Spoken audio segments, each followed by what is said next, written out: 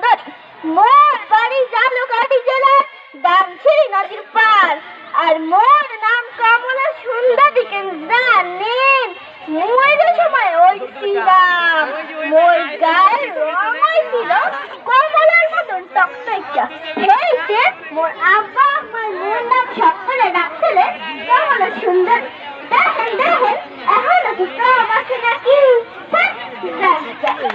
আনলে মোর খালারে দেখেন খালাই তো মোরে এই শহরে আনছিল করছিল বালা বালা খাবি টিভি দেখবি আর কাজ করবি। তার খারাপ হিসাব কথা কয় না। ও